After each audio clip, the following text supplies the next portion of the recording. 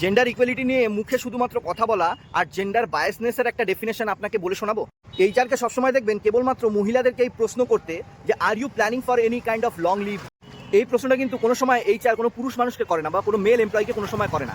কেন জানেন? তো বুঝতে পারছেন না যে এই প্রশ্নটার মানেটা কি, তাদেরকে আমি বুঝিয়ে দিচ্ছি। কোনো মহিলাকে এইচআর এই জন্য প্রশ্ন করে যে are you planning for any kind of long leave, তার মানে হলো একটা মহিলাকে প্রশ্ন করছে যে আপনি কি বাচ্চা জন্ম দিতে যাচ্ছেন বা প্ল্যান করছেন আগামীকাল বাচ্চা জন্ম দেওয়ার। আপনি যদি বেবি প্ল্যান করছেন তার মানে আপনি লং লিভে যাবেন, তাহলে এইচআর আপনাকে অন্য রকমের ব্যবস্থা নেবে, মানে আপনাকে রিক্রুট করবে না। মোদ্দা কথা এইটাই।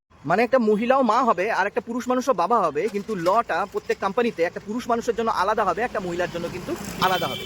বাচ্চা জন্ম দিতে গিয়ে অনেকগুলো ইঞ্জেকশন ওষুধ শুধুমাত্র মহিলাকে খেতে হবে এরমটা নয়, তার শরীরের গঠন চেঞ্জ হয়ে যাবে শুধুমাত্র এইটা নয়, সে ক্যারিয়ারেও কিন্তু একটা বিরাট বড় হিট খাবে। কিন্তু শুধুমাত্র ওইটুকুতে কিন্তু ক্ষান্ত দেওয়া চলবে না মহিলাকে। রিক্রুটমেন্টের ক্ষেত্রেও কিন্তু মহিলাদেরকে এই প্রশ্নের সম্মুখীন হতে হবে এবং বাদও করতে হবে। যদি এইচআর মহিলা হয় তাহলে তো তাকে প্রশ্ন করার কোনো অবকাশই নেই, তাকে দূর থেকে 2 কপি প্রণাম জানাতে হবে। কিন্তু যদি এইচআর পুরুষ মানুষ হয় তবে তার কাছে কয়েকটা প্রশ্ন থাকলো। শুধুমাত্র ফিমেল এমপ্লয়ীদেরই কি বাচ্চা জন্ম দিতে 9 মাস লাগে? মানে এইচআর মহাশয় আপনি কি 9 মিনিটে জন্মগ্রহণ করেছিলেন? মানে ও এইচআর মহাশয় আপনার এই জন্মের পুরো প্রক্রিয়াটা কি 9 মিনিটে কমপ্লিট হয়েছিল? যদি আপনি 9 মিনিটে জন্মগ্রহণ করেননি এবং আপনারও জন্ম নিতে 9 মাস সময় লেগেছিল, তবে ফিমেল এমপ্লয়ীদেরকে আপনারা এই প্রশ্নগুলো জিজ্ঞাসা করেন কিসের জন্য? বা এইসবের ভিত্তিতে আপনারা ভেদভাব করেন কিসের জন্য? তাদেরকে রিক্রুট করেন না কেন?